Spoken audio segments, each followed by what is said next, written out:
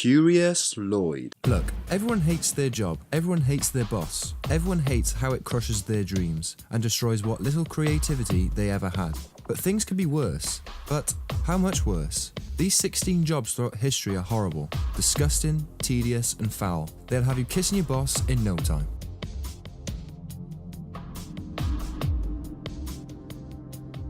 The Nomenclator. Compared to most of the other professions on this list, the Nomenclator doesn't sound so much horrible as agonizing, tedious and mind-numbingly boring. Your job as a Nomenclator in ancient Europe is to be a walking, talking phone book. You follow your master around parties where they get agonizingly drunk, and you remember who the people they meet are, how to contact them, the bullshit small talk, stuff like that, how many kids they have, in other words, the classic version of a campaign volunteer. It might not have the horrible human remains and utter vileness of other entries on this list, but as someone who can't remember their friend's name half of the time, I'd be the worst Nomenclator ever, and probably sold for lion meat or something similar after a couple of hours.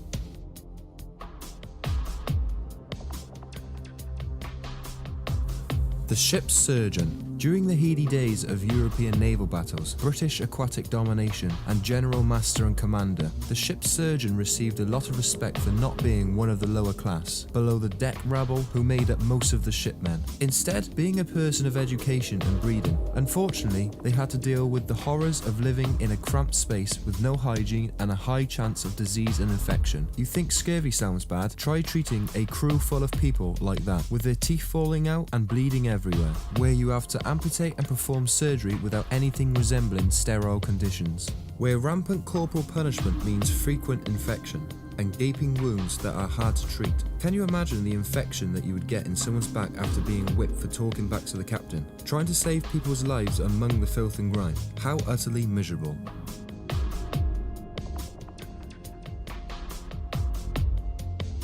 The Sin Eater. Apart from a name that's totally mental, and that has been used for comic characters, books and movies, the whole process of sin eating is rather disturbing. Traditionally performed in 19th century Europe, a sin eater was an outcast, poor or shunned on by everyone for their profession, who was only sought out once a person had died. It was then the sin eater's job to absorb all the sins of the dead person in order to let them into heaven, exchanging their own internal torment for ludicrously small sum of money. When they were hired, a piece of food and a bowl of drink were passed over the dead, absorbing their sins, which the sin eater then devoured. The logic that the sin would pass on to the social outcast and the dead could ascend freely. So, hated and outcast for your entire life, starving and destitute, and now sent to hell for the sins of dozens of other people. That's a shitty deal.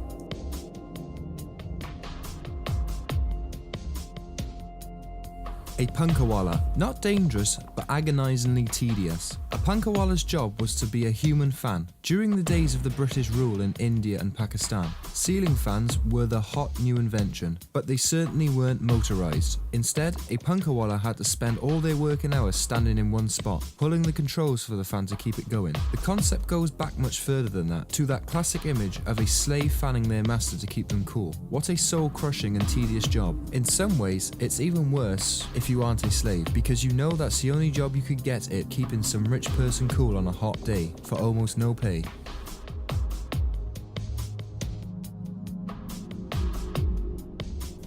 The whipping boy. The term whipping boy and the related concept of scapegoat has now just become a phrase that we bandy about without realizing that it was a very real thing not long ago. It arose in the 15th and 16th century when the divine right of kings was a very real idea and no one was seen as being able to punish misbehaving princes. After all, they were chosen by God. Sure, their fathers could, but the king said they were usually off ruling the country and bonking courtesans and didn't give a rat's ass about their children's education, rather than punish the princelings, which they weren't allowed to do. A whipping boy was used, and all the punishment was reaped on him. Usually the boy was a high-ranking noble child who was raised with the prince and their only friend, the ensuing bond making the prince feel horrible when the whipping boy was punished, which was markedly less effective if the prince was a sociopathic rich asshole who didn't care about the suffering of others.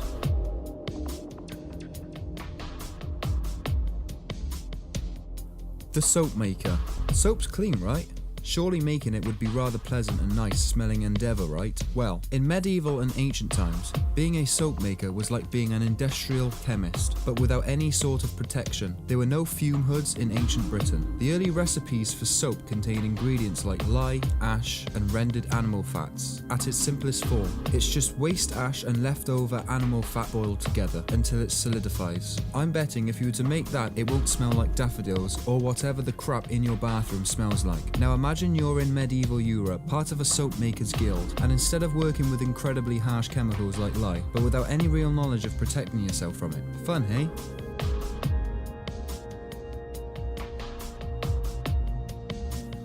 The medieval barber. Medieval barbers did a lot more than just cut hair. In Europe, they were doctors, dentists, and general cure-alls. Despite having a worse grasp of medical theory than most modern 5-year-olds. Dubbed the barber surgeon, they would pull rotten teeth, let blood, use leeches, apply heat cuts, lance boils, all that jazz. All around. Every useful people. Except there was no anaesthetic, no sterile fields. They probably didn't even wash their instruments between goes. Can't you imagine the fun of being the guide performing an enema in the squalor of the Middle Ages? The screaming agony of literally pulling teeth with pliers. Why the hell were barbers doing this? Anyway, it turns out that priests used to do most of the medical healing stuff, but a papal decree said they weren't allowed to shed blood, so surgery passed on to another, even less trained field.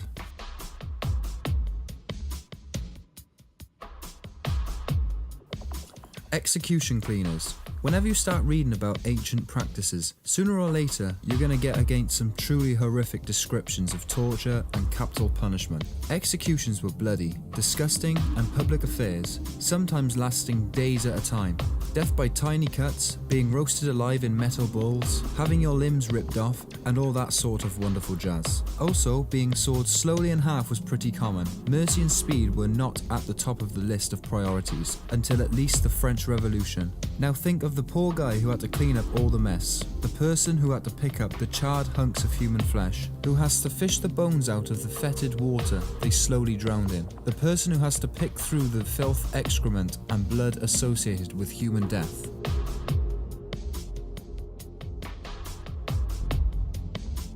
Ancient miners. Mining is a shit job, even today, while thankfully rarer.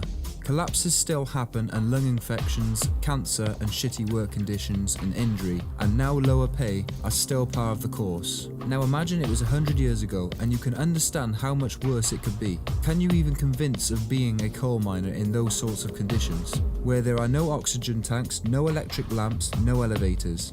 Everything done manually down cramped little caves, where your body becomes all messed up from being bent over all day. And keep in mind, all the illumination come from flame lamps, so the risk of hitting explosive gas was a constant worry. Filthy, deadly, and horrible. What a life.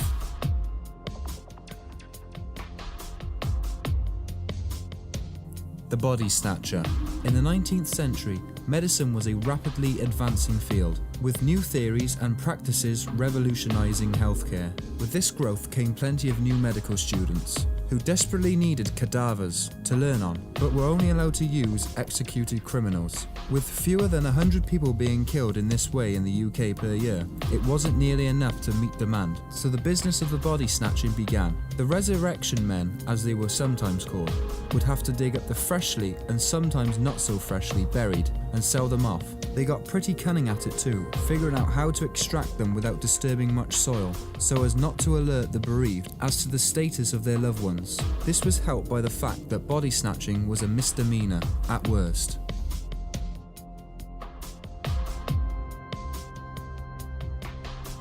The wool fuller.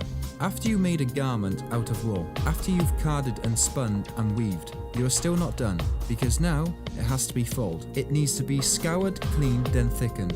But the first step is rather vile. In order to bleach and clean the cloth, you need ammonia, and how common do you think that was in ancient Europe? There was only one good source: urine. It was so in demand that the Romans taxed the stuff. As a fuller, you had to stamp on clothing in a puddle of urine for hours at a time, and often other caustic and dangerous chemicals like lime were used too.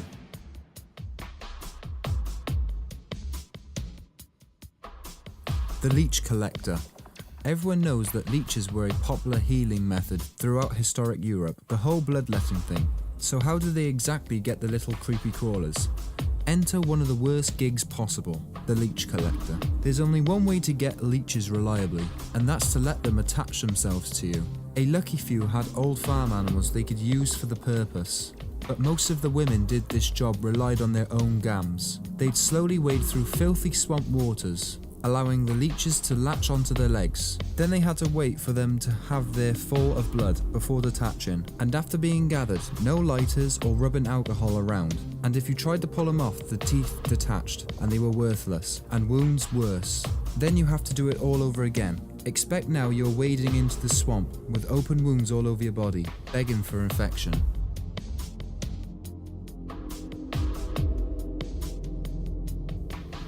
The Plague Barrier.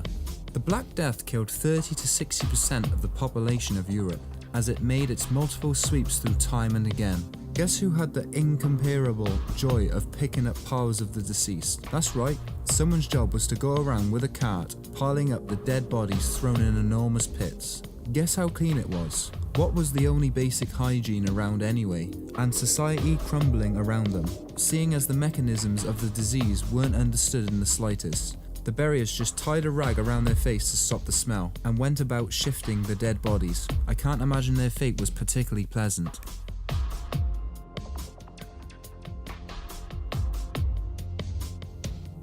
The Leather Tanner. For centuries, tanners were revered around the world, even for doing incredibly important work. In India, only the untouchables could do it, and all through Europe, they were forced outside of the cities due to the horrible stench they produced. So, why was it so vile? Excrement. Lots and lots of excrement. The hunters would give tanners the skins, still blood with chunks of meat and fat attached. Then they would be soaked in water to remove all that stuff, leaving a pool of rotting meat. Then the hair had to be removed, either by soaking the skin in urine or letting it hang and rot, and then cutting it off with a knife. After that came the soaking in the slurry of feces and water and kneading them in it to soften the skin for hours at a time. After that, it was stretched, dried and sold. But can you imagine the combined stink of rotten flesh, urine and feces? That's the life of the tanner.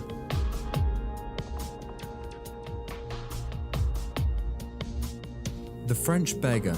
In pre-revolutionary France, times were horrible, and a huge percentage of the population was reduced to begging. Competition was rife, as the beggars struggled to gain what little money was left to the profession. Sometimes things got so bad that they would self-mutilate, making themselves hideous and pathetic to attract more sympathy. No case of this was more terrifying than the Denastat. The mouth was slit from ear to ear, in a joker's grin. The gums were removed, but the teeth left in place. Finally, the nose was hacked off, a living skull begging on the streets of Paris.